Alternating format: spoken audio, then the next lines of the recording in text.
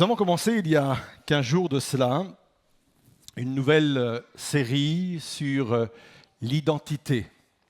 L'identité de l'être humain, l'identité aussi des chrétiens d'une façon particulière. La question de l'identité est essentielle parce que la façon dont je me vois va influencer tous les domaines de ma vie, va impacter même mes décisions. La façon dont je me vois va impacter l'orientation que je vais donner à mon existence. C'est pour ça que cette question qui apparaît devant vous est capitale. Qui es-tu ? Combien sont capables de répondre à cette question ? Qui es-tu ? S'il est important de répondre à cette question, c'est parce que depuis longtemps, l'être humain en général a perdu et perd de plus en plus son identité. D'où vient cette perte d'identité ? Deux réponses très rapides. La première, elle trouve son origine dans le Jardin d'Éden, où Adam et Ève se sont laissés abuser par le plus grand des menteurs, l'adversaire de nos âmes, en faisant croire que suite à la création qu'ils venaient de vivre entre les mains de Dieu, qu'en fin de compte, ils n'avaient pas atteint le grand potentiel de ce qu'ils pouvaient être ou devenir, au point que l'adversaire de leur âme va leur dire « Mais tu sais, Dieu t'a fait comme cela, mais il aurait pu te faire encore meilleur, parce que tu pourrais devenir, tu aurais pu devenir, vous auriez pu devenir carrément des dieux. » Voilà quelle pourrait être votre identité. Vous aurez pu devenir des dieux. Et moi, je vous encourage, c'est un peu le message que l'adversaire de nos âmes a donné à Adam et Ève, je vous encourage à sortir de la coupole de Dieu, de l'autorité de Dieu et de voler par vos propres ailes. Et ainsi, je vous le promets, votre identité sera, vous serez comme des dieux. Et on sait que c'est l'un des plus grands mensonges, pour ne pas dire le plus grand mensonge que l'humanité a entendu, a vécu. Et de là, on sait qu'il a perdu la gloire, qu'il a perdu l'identité que Dieu avait prévue sur sa vie. Cette perte d'identité vient également de la vie en général. La vie nous a volé notre véritable identité par certaines blessures, par certains échecs, par certaines erreurs qui sont venus endommager l'estime de soi. C'est un peu comme une photo ancienne qui commence à jaunir, et puis elle a moins d'éclat, elle a moins de brillance, il y a moins de netteté et on n'arrive plus à voir vraiment les contours. Et on a l'impression que notre vie, au fur et à mesure qu'on avance dans la vie, eh bien, c'est comme cette photo un peu qui jaunit et on perd notre identité. Je souhaiterais au cours de cette série nous aider à retrouver en Christ notre véritable identité. Parce que je le répète, la véritable identité se trouve uniquement en Christ. C'est en regardant les yeux de Dieu que nous pouvons nous voir tels que Dieu nous voit. Et j'aimerais dire que si tu croises le regard de Dieu et que tu te vois au travers du regard de Dieu comme quelqu'un de minable, c'est que tu ne regardes pas le bon Dieu. Tu ne regardes pas le Dieu de la Bible. Tu ne regardes pas le Dieu qui t'a créé. Si tu te tournes vers une religion quelle qu'elle soit ou un Dieu quel qu'il soit, et quand tu croises le regard de ce Dieu-là, tu penses qu'à une chose, c'est de vivre sous ta culpabilité en disant « je ne suis pas digne, je ne suis pas digne, je ne suis pas digne ». J'aimerais dire que ce n'est pas le bon regard, ce n'est pas le bon Dieu que tu regardes, parce que quand on regarde dans les yeux de Dieu, on se voit comme Dieu nous voit, et Dieu nous voit bien autrement que par le regard d'un minable ou de quelqu'un qui n'est pas digne de croiser le regard de Dieu.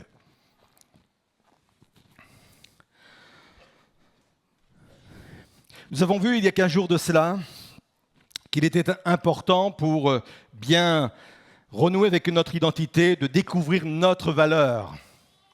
Qu'est-ce qui donne la valeur d'une chose ? Une chose vaut ce que quelqu'un est prêt à payer pour elle.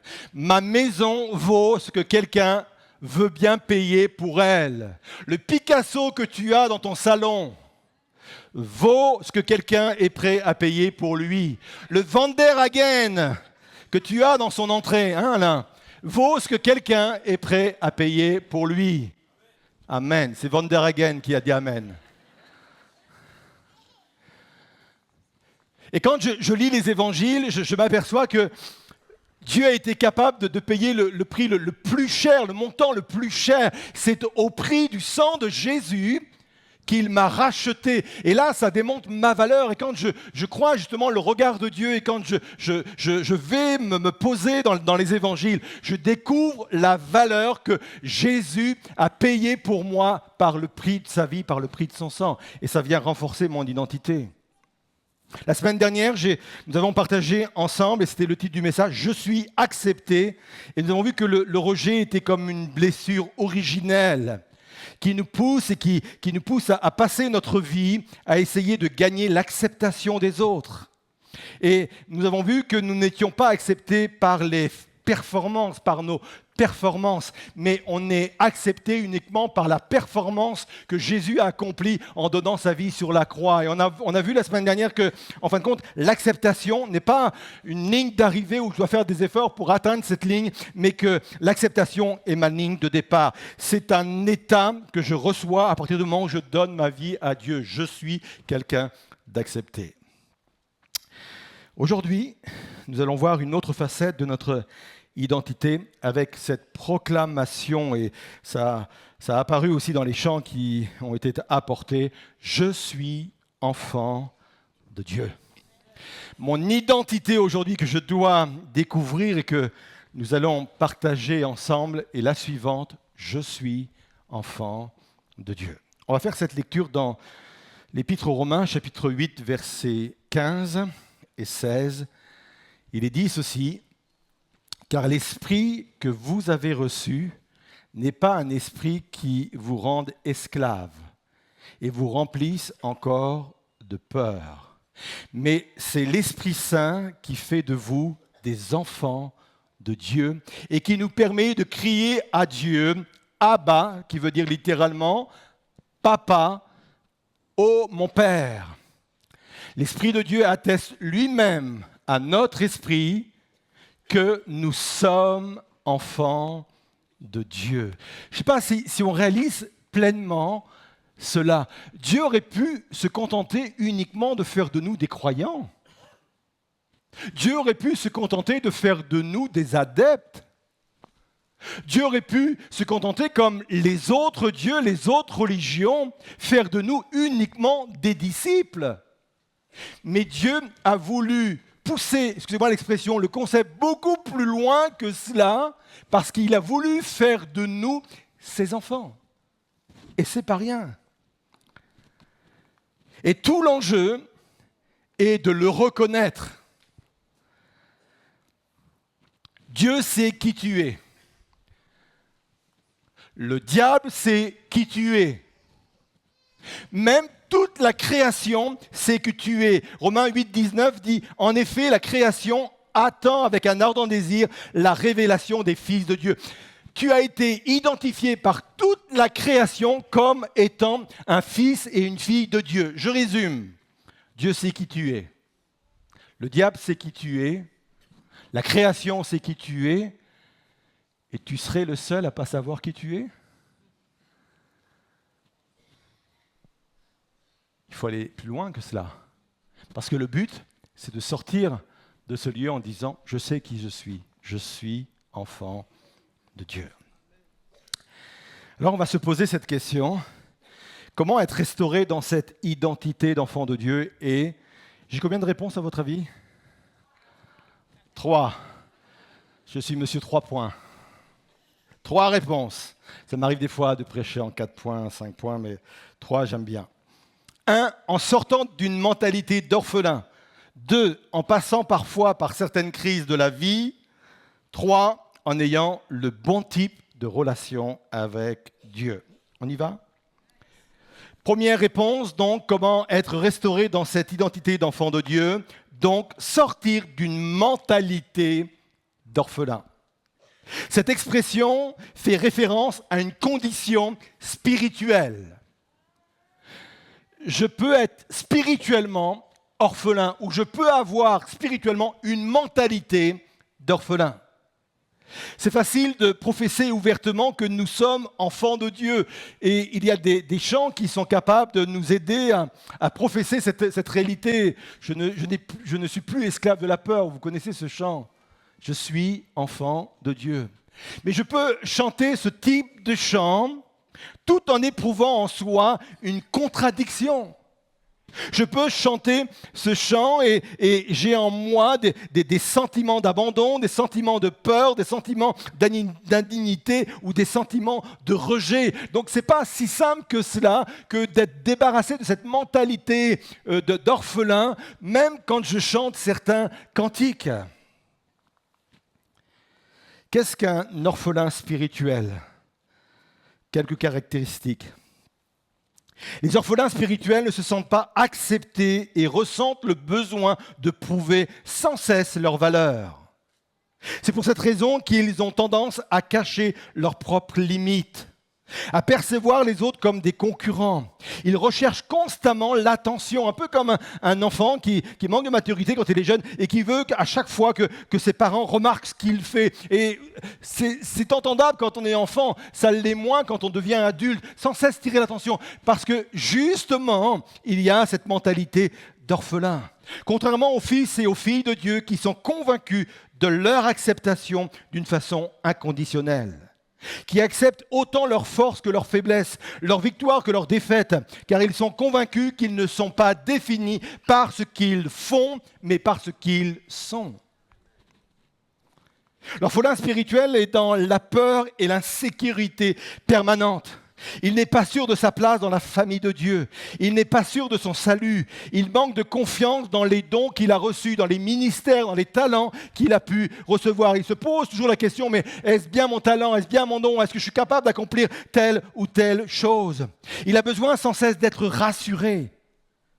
Contrairement aux fils et aux filles de Dieu qui sont dans la sécurité, le repos et la paix. Ils sont sûrs de l'amour de leur Père à leur égard, de leur place dans la famille de Dieu. Ils ont confiance en la fidélité du Père, même lorsqu'il y a des changements dans leur vie ou des épreuves dans leur vie qui viennent les bousculer. Ça ne remet pas en question le fait qu'ils sont convaincus que malgré cela, Dieu les aime et Dieu est avec eux. L'orphelin spirituel voit Dieu comme un maître. Un fils et une fille voient Dieu comme un père aimant. L'orphelin spirituel vit dans l'amour de la loi, des règles, des devoirs. Il faut que j'attire l'attention de Dieu, il faut que je puisse récupérer l'amour de Dieu en mettant en pratique des règles, des devoirs, et je veux gagner ainsi l'amour de Dieu. Ça, c'est l'esprit d'orphelin. Un fils et une fille vivent selon la loi de l'amour, selon la grâce. Et la grâce, ce n'est pas un permis de pêche, je vais le dire autrement. La grâce, ce n'est pas un permis de pécher. Mais il y a dans la grâce une puissance extraordinaire pour vaincre le péché. Et c'est ça. Et je pourrais continuer comme cela en mettant devant vous quelques caractéristiques de ce qu'il y a entre la mentalité d'orphelin et la mentalité de fils et filles de Dieu. Mais je crois que vous avez bien compris le concept. Je voudrais dire que si nous entretenons en nous cette mentalité d'orphelin, nous sommes des êtres extrêmement vulnérables. Les personnes les plus exploitées dans la Bible étaient les veuves et les orphelins. Lisez des histoires dans l'Ancien Testament et on pense à cette femme, cette veuve qui est allée voir Élisée et il y avait là les créanciers qui mettaient la pression sur elle et sur ses enfants. Bref, ça c'est une histoire qui résume bien l'époque, qui résume bien ce qui se passait à l'époque. Et c'est pas pour rien qu'à plusieurs reprises, Dieu lui-même se dresse dans la parole de Dieu comme étant le défenseur des orphelins et des veuves, parce que ce sont les personnes les plus vulnérables. Et quand on est orphelin, même spirituellement parlant, on est vulnérable.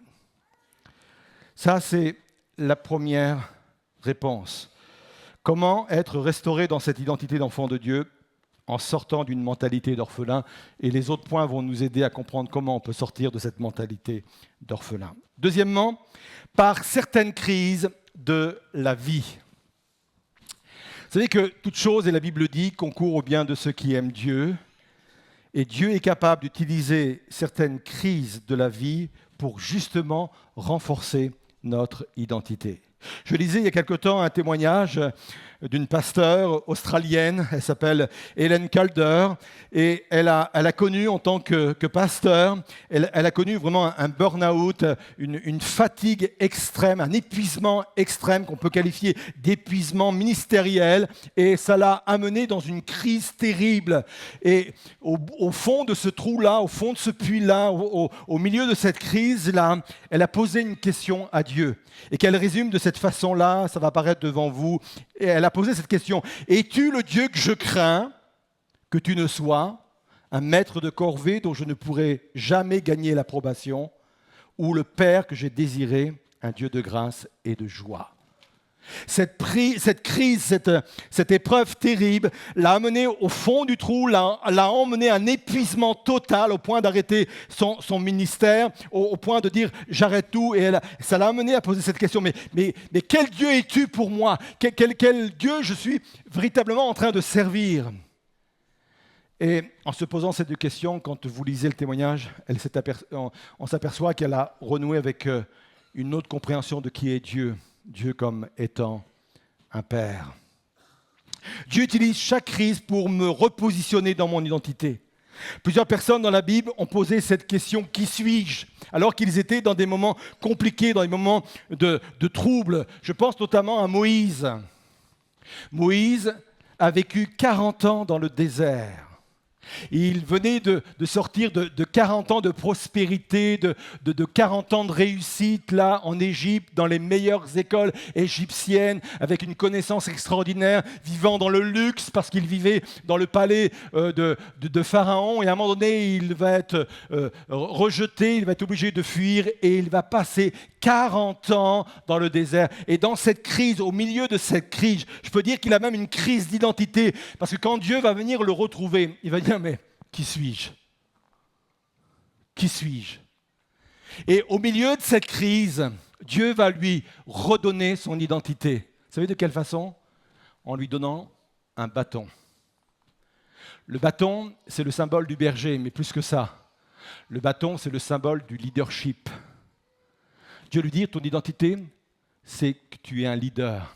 Vous savez, comme il y a un sceptre sous forme d'un bâton, qui est une preuve d'autorité, qui est un modèle d'autorité, qui est un signe d'autorité, Dieu, en donnant à Moïse ce bâton, il répond à sa question quand il pose: mais qui suis-je? Il dit: tu es un leader. Et cette identité, il l'a retrouvée au sein même de sa crise, au sein même de son épreuve. Il n'est pas le seul. Gédéon également, et vous connaissez cette histoire, avec son peuple, il vit les heures les plus terribles de son histoire. Il y a un peuple madianite qui régulièrement vient piller le pays, et lui, il ne sait plus qui il est. Il se retrouve à essayer de grappiller quelques grains de blé là, dans un pressoir, et l'Éternel vient vers lui, et quand l'Éternel lui explique ce qu'il veut qu'il devienne, encore une fois, il exprime sa crise d'identité. Mais qui suis-je? Tu me connais vraiment? Tu connais ma famille? Ma famille, c'est la dernière des familles du peuple d'Israël. Et dans cette famille-là, moi je suis le dernier, toi. Donc tu vois, si tu veux me trouver, moi, eh bien, tu passes par là, tu passes par là, tu passes par là, et vraiment au bout du bout, il y a moi. Qui suis-je? Et c'est dans cette crise-là, dans ce moment compliqué et difficile, que Dieu va le repositionner dans son identité, en lui disant: écoute, moi je te vois comme un héros, je te vois comme quelqu'un qui va être un libérateur, comme un instrument entre les mains de Dieu. Et j'aimerais dire, quelle que soit votre crise, dans ce moment de crise, c'est une opportunité extraordinaire pour te repositionner dans ton identité. On peut ressortir d'une crise complètement abattue, complètement abîmée, même de son image. Mais si dans cette crise-là, je crie vers Dieu, il peut me repositionner dans ma véritable identité. Il l'a fait avec David. David a connu des moments difficiles quand il était pourchassé par Saül. Et dans ce moment difficile, on le voit dans le livre des Psaumes, il va dire: mais qui suis-je pour que tu me fasses autant de bien? Et Dieu va lui manifester son amour comme un père manifeste son amour à l'égard de son enfant. Que dire du fils prodigue même? qui a quitté la maison de son père. Il va se retrouver dans une situation hyper compliquée. Il va se retrouver dans une étape, dans une porcherie. Il ne sait plus qui il est. Il ne sait plus qui il est. Il pensait être quelqu'un de bien. Et voilà qu'il a dégradé son image dans la débauche. Il pensait à un moment donné être un ouvrier. Et même en ouvrier, il n'a même plus cette condition-là parce qu'il ne peut même pas se nourrir. Et c'est dans cette crise-là qu'il va retourner vers son père et que son père va le rétablir dans sa position de fils et qu'il va à nouveau retrouver son identité. J'aimerais dire que, effectivement, si je peux trouver mon identité en sortant de ma mentalité d'orphelin, je peux également trouver mon identité dans la crise et dans l'épreuve que je suis en train de passer. Je connais tellement de personnes qui sont sorties de difficultés étant complètement abîmées, complètement à terre, avec une image complètement abîmée d'eux-mêmes. Je suis nul, je suis rien, je suis moins que rien, etc. Ça, c'est peut-être ce que peuvent faire les crises ordinaires. Mais quand elle est permise et voulue ou encadrée par Dieu, ça vient me repositionner dans mon identité. Vous êtes toujours là ? Pour ceux qui savent compter, comment être restauré dans cette identité d'enfant de Dieu ? 1, en sortant d'une mentalité d'orphelin. 2, en passant parfois par certaines crises de la vie. 3, en ayant le bon type de relation avec Dieu. Si nous nous posions cette question, quel était le but de la venue de Jésus ? Quelle serait la réponse ? La venue de Jésus sur terre. Alors, je sais que nous pourrions avoir plusieurs réponses. Certains pourraient dire le but de la venue de Jésus a été de donner sa vie sur la croix. D'autres auraient pu dire il est venu nous montrer la voie du salut. Il n'y a de salut en aucun autre, dit l'Écriture. D'autres auraient pu dire mais il est venu nous enseigner les valeurs de son royaume. D'autres auraient pu dire il est venu pour guérir les malades ou alors pour même chasser les démons. Et toutes ces réponses en soi ne sont pas fausses. Mais ce n'est pas le but principal de la venue de Jésus. Je sais que parfois, il y a ce chant qui dit « né pour mourir », comme si c'était le but ultime. Bien sûr qu'il était nécessaire que Jésus meure, mais le but ultime de la venue de Jésus était tout autre. Il est venu nous révéler Dieu en tant que Père. Et ça, c'est important. C'est une base importante et extraordinaire de révélation que l'on a besoin pour ancrer notre vie en Christ. Je m'explique. Jean 17, verset 26, dit ceci. C'est Jésus qui parle, il parle à son Père, c'est dans la prière sacerdotale, il dit ceci, « Je leur ai fait connaître ton nom ». Et la prière sacerdotale, c'est une prière qui résume un peu le ministère de Jésus. C'est comme si que Jésus venait faire un compte-rendu à son Père de ces années où il a exercé son ministère sur la terre. Quelque part, il vient faire un résumé, il fait un compte-rendu, et quand on fait un compte-rendu, on ne rentre pas dans les détails, on va à l'essentiel. Et il dit, voilà, je leur ai fait connaître ton nom, et je leur ferai connaître afin que l'amour dont tu m'as aimé soit en eux et que je sois en eux. Quel est ce nom que Jésus est venu révéler ?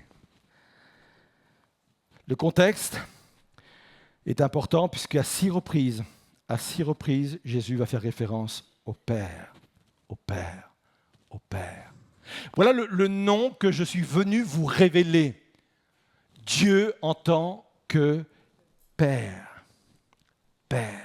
Pourquoi celui-ci ? Dieu avait de multiples noms, il y a encore de multiples noms dans la Bible, et des noms beaucoup plus glorieux, entre guillemets, que celui de Père. Je pense notamment aux noms que nous trouvons dans l'Ancien Testament. Je pense à Elohim, le Dieu de la plénitude, El Shaddai, Dieu tout-puissant, Yahvé Jiré, l'Éternel pourvoira. Yahvé Rapha, l'Éternel qui guérit. Je ne sais pas, Jésus aurait pu choisir dans tous ces noms, il y en a encore beaucoup d'autres, pour le révéler à ses disciples, mais il ne choisit pas ces noms glorieux, entre guillemets.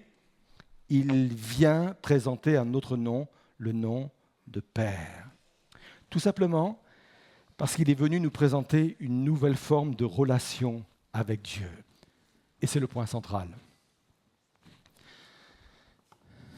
Si nous pouvions résumer la théologie de Jésus, je sais que c'est prétentieux de ma part de vouloir répondre à cette exigence, mais pardonnez-moi cette audace.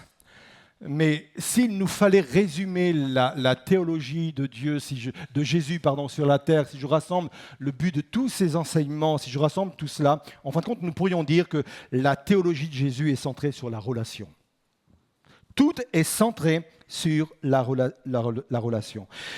Avant, Dieu se servait d'intermédiaires, et on le voit bien par exemple avec Moïse. Moïse allait sur la montagne, il recevait de Dieu non seulement les lois, mais les commandements, la parole de Dieu. Et Moïse devait descendre dans la vallée pour redonner cette parole au peuple. Et on le voit aussi dans les prophètes, dans le livre des prophètes. Dieu a établi des prophètes, il a établi des hommes qui étaient des intermédiaires entre le peuple et Dieu. Et il y avait toujours une relation un peu lointaine. Voilà comment ça fonctionnait. Mais Jésus est venu pour montrer que Dieu voulait non seulement répondre à nos besoins vitaux, etc., mais que Dieu voulait une nouvelle relation avec nous. Et pas n'importe quelle relation, celle qu'un père peut et doit avoir avec son enfant. Et ça, c'est vraiment puissant, ça c'est extraordinaire. Jean 17, 26, on l'a lu à l'instant, mais uniquement le verset 26. « Je leur ai fait connaître ton nom, et je leur ferai connaître, afin que l'amour dont tu m'as aimé soit en eux, et que je sois en eux. » Il dit ceci, pas n'importe quelle relation, je viens leur faire découvrir ton nom, celui de Père, mais pas n'importe quelle relation. Je veux qu'eux puissent connaître la même relation que j'ai eue avec toi. Je veux que tu puisses, au bout du compte, les aimer du même amour que tu m'as aimé. Voilà le type de relation que je veux établir et que je veux mettre. Plus je vais développer ce type de relation, la relation qu'un enfant peut avoir avec son père, plus mon identité d'enfant de Dieu va se développer en moi. Je répète et je vais appuyer là-dessus parce que c'est vraiment important. Si mon identité d'enfant de Dieu est brouillée, c'est parce que ma relation avec Dieu n'est pas une relation d'enfant avec son père. Et plus je vais travailler, plus je vais développer. À chaque fois que je vais rentrer dans la présence de Dieu et que je vais faire l'effort de me dire, c'est pas un esclave qui s'approche de son maître, c'est même pas un adepte qui s'approche de son Dieu, mais c'est un enfant qui s'approche de son Père. Plus je vais développer cela en moi, plus l'identité de fils et de fille de Dieu va devenir plus claire et va se développer en moi. Vous êtes là ?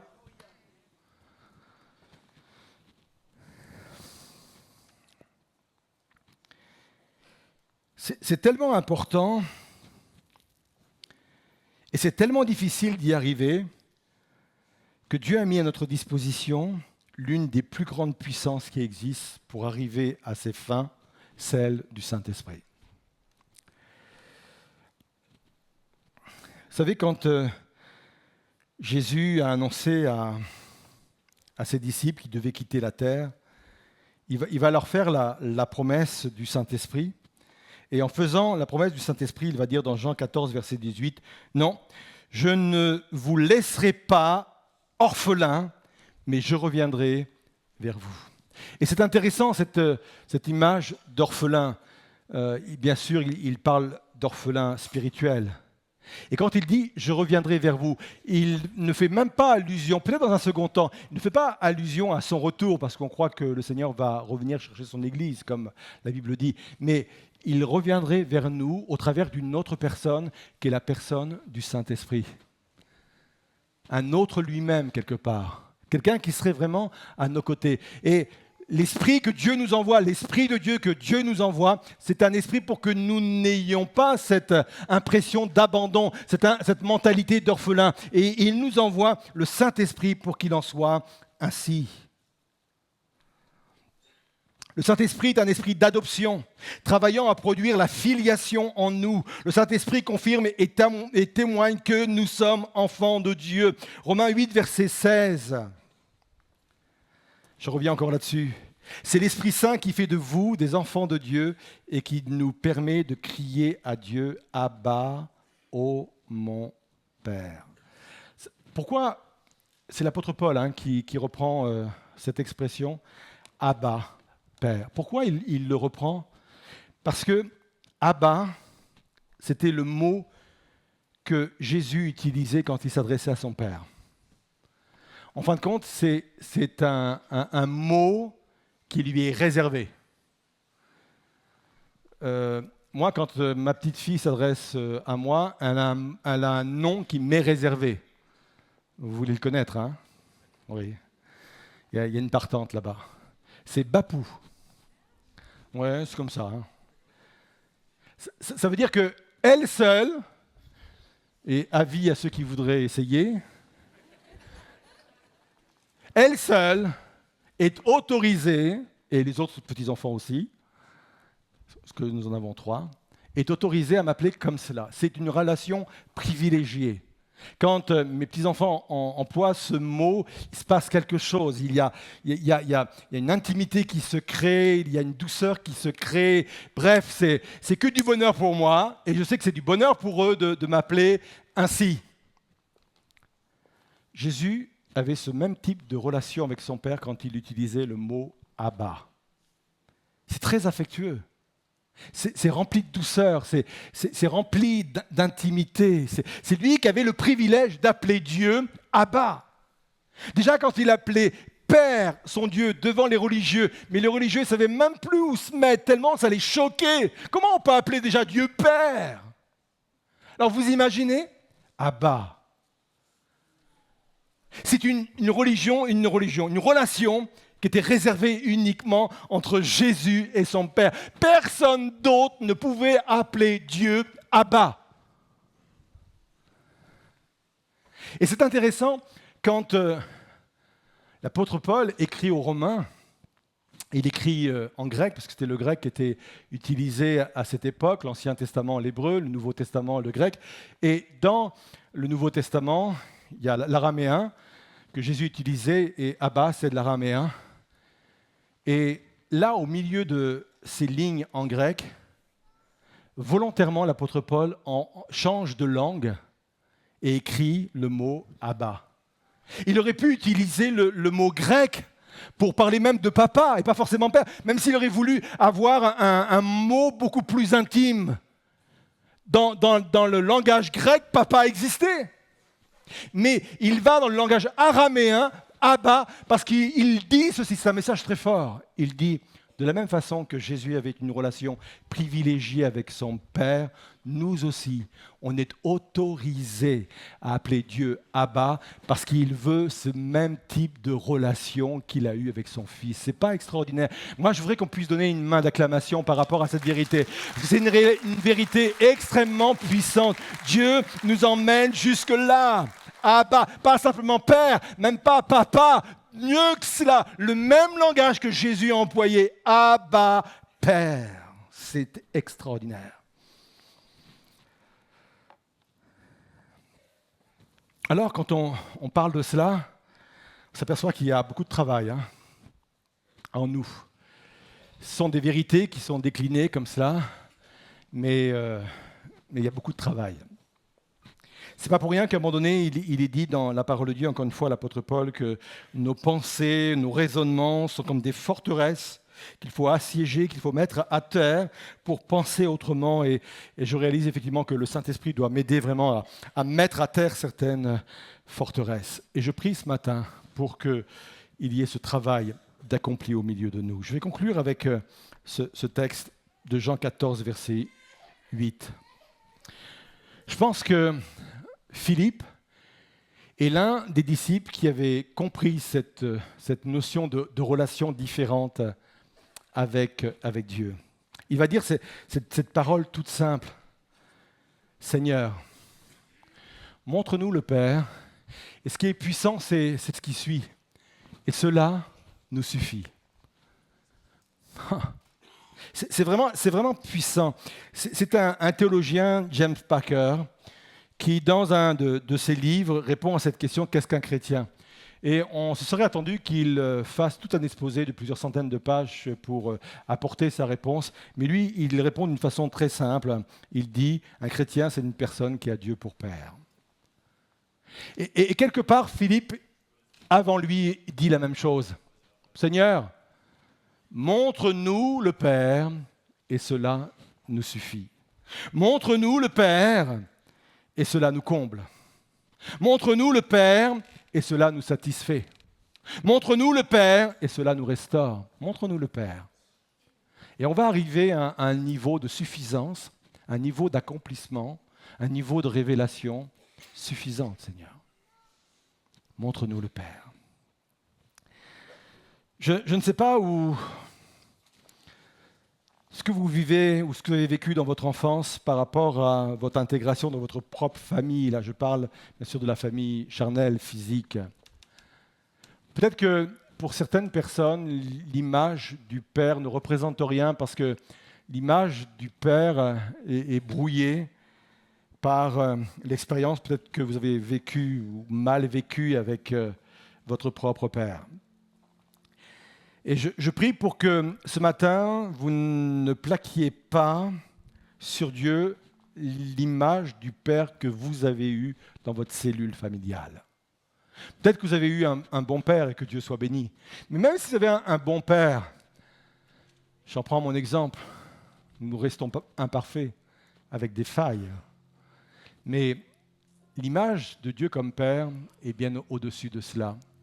Alors, oui, merci Seigneur pour le Saint-Esprit que tu me donnes et merci pour la révélation que tu veux me donner ce matin. Montre-nous le Père, Seigneur, et cela nous suffit. Montre-nous le Père, Seigneur, et ça va venir me combler intérieurement. Montre-nous le Père, Seigneur, et ça va venir combler à nouveau ce besoin de me positionner dans mon identité. Je voudrais vous inviter à vous lever à votre place et on va rester quelques instants dans le recueillement. On va rester ensemble quelques instants. Le groupe de louanges a préparé un chant qui dit ceci. Dans l'Église, j'ai trouvé ma place. Je ne suis pas dans cette mentalité d'orphelin. Dans l'Église, j'ai trouvé ma place. Je suis enfant de Dieu. Je pense que plus que jamais, j'ai besoin de grandir dans cette identité. Vous le savez, régulièrement, j'invite des personnes à venir sur le devant pour se positionner. Je ne le ferai pas ce matin. Néanmoins, je vais vous demander de vous positionner là où vous êtes, à votre place.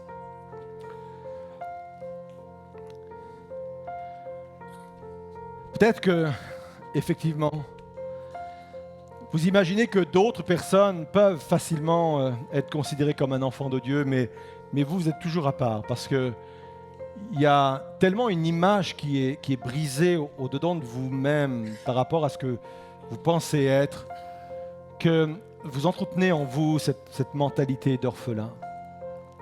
Vous avez toujours besoin d'être rassuré dans votre appartenance à Christ, besoin d'être rassuré dans l'assurance de votre salut, besoin d'être rassuré dans les dons que vous avez reçus. Peut-être que vous avez du mal aussi à vivre à côté des autres parce que vous êtes toujours en train de vous comparer par rapport aux autres et ce que les autres vous renvoient, eh bien, vous renvoient parfois dans certains domaines l'image que vous avez vous-même de vous. Moi, je crois que le Seigneur, aujourd'hui, nous a envoyé le Saint-Esprit pour que nous cessions d'être des orphelins spirituels. Je crois que le Saint-Esprit nous vient en aide pour que nous arrivions, Seigneur, à implanter en nous une nouvelle relation avec Dieu.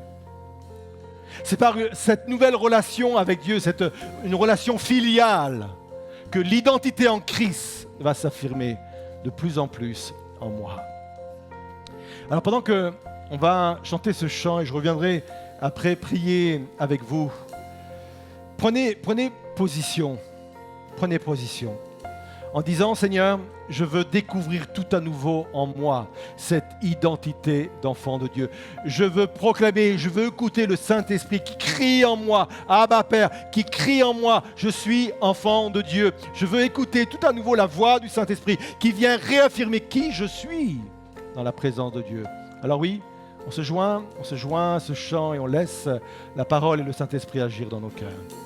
Qui suis-je pour que le roi des cieux ouvre ses bras?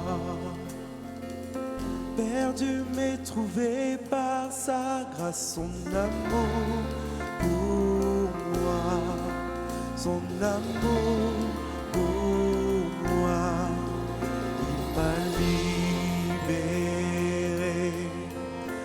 dette est payée, je suis enfant de Dieu, je suis à lui. Et dans sa maison, j'ai trouvé ma place, je suis enfant de Dieu, je suis à lui. On prend qui suis-je? Qui suis-je pour que le roi des cieux m'ouvre ses bras?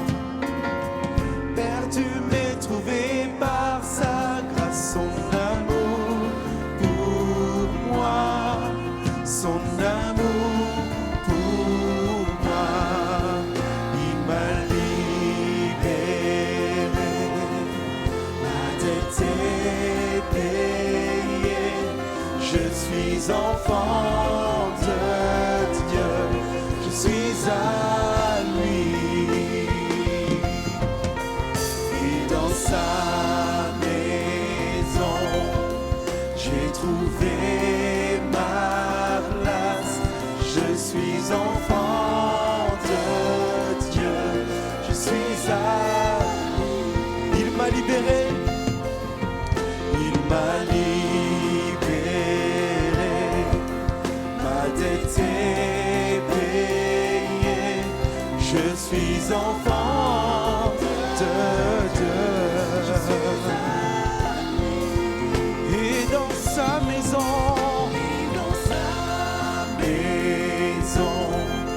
j'ai trouvé ma place, je suis enfant de Dieu, je suis à lui. Il m'a racheté, il m'a racheté à la croix grâce insondable. J'étais esclave du péché, mais il m'a sauvé. Jésus, il m'a libéré,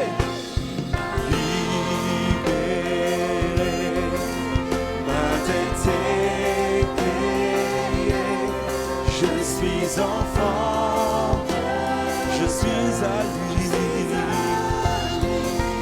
Et dans sa maison, j'ai trouvé ma place, je suis enfant de Dieu, je suis enfant de Dieu, je suis à lui. On reste quelques instants dans le recueillement. Arrête d'essayer de prouver que tu es enfant de Dieu en cherchant au fond de toi les arguments pour venir étayer cette vérité. Tant que tu chercheras en toi des éléments et des arguments pour étayer que tu es bien enfant de Dieu, tu n'y arriveras jamais. Parce qu'il n'y a aucun argument en moi. Il n'y a aucun fait que j'ai pu faire qui viendrait appuyer le fait que je mérite d'être enfant de Dieu. Mais tout part de cette base. Ma dette est payée. Ma dette est payée. Quel que soit ce que j'ai fait, quel que soit mon passé, quelles que soient mes erreurs, quelles que soient les orientations de vie que j'ai pu faire, sur la base de la repentance, Dieu est en train de te dire, ta dette est payée. Tu n'as plus à prouver qui tu es. Ta dette, c'est plus sur la base de ce que tu as fait. C'est plus sur la base de tes mêmes proclamations ou la base de tes actions. C'est sur la base de qui tu es, de ce que Dieu déclare qui tu es. Seigneur Jésus, je prie de venir dans ce lieu et de poser ta main bénissante sur les uns et les autres et de venir renforcer, Seigneur, en chacun d'eux, Seigneur, soit les personnes dans ce lieu ou les personnes chez elles au travers, Seigneur, d'Internet. Je te prie vraiment, Seigneur Jésus, par le Saint-Esprit, de venir appuyer en eux et déposer en eux cette vérité profonde.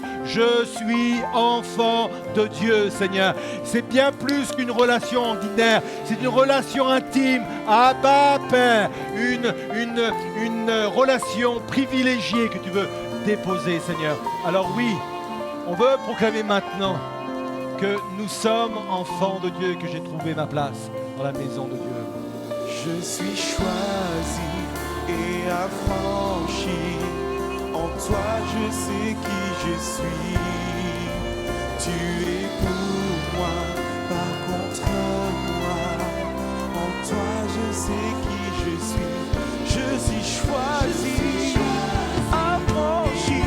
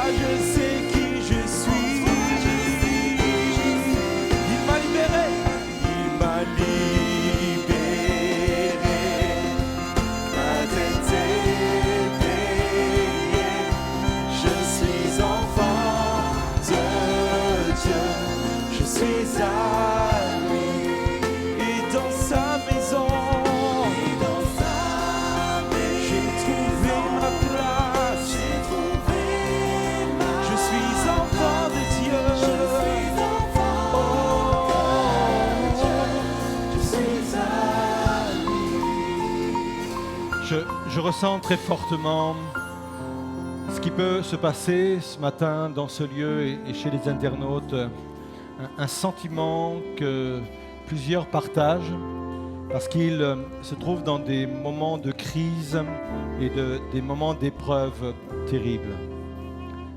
Le combat qui a lieu dans le cœur de certains au milieu de cette épreuve est le suivant.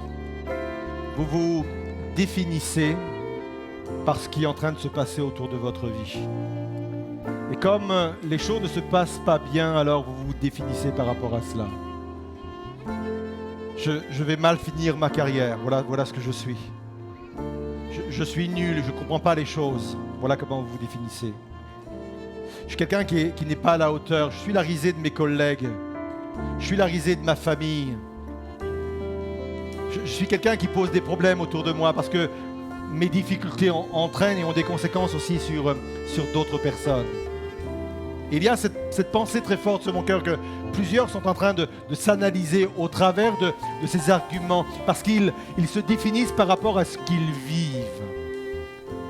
Et Dieu demande ce matin de vous définir par rapport à ce que Dieu dit de vous, par rapport à ce que la parole dit de vous. Allez puiser dans la parole de Dieu, allez puiser en Dieu, allez puiser dans son regard, allez puiser dans sa parole, ce que Dieu dit de vous. Voilà votre véritable identité. Et tant que vous ne ferez pas cela, vous allez continuer à vous définir par votre épreuve. L'épreuve n'est pas là pour vous abaisser, pour vous casser, pour abîmer votre image. L'épreuve est là pour vous renforcer dans votre identité. Parce qu'au milieu de l'épreuve, je vais chercher en Dieu, je vais chercher dans ma relation avec Dieu, je vais chercher dans la parole ce que lui définit être, ce que lui dit de moi. Que cette épreuve puisse venir renforcer davantage en vous votre identité en Christ. Et on veut proclamer tout à nouveau cette vérité. Oh, est-ce qu'on peut chanter ces paroles, s'il vous plaît? Nous allons proclamer de nouvelles paroles par rapport à ce qui a été proclamé. C'est très simple. Nous allons chanter cela.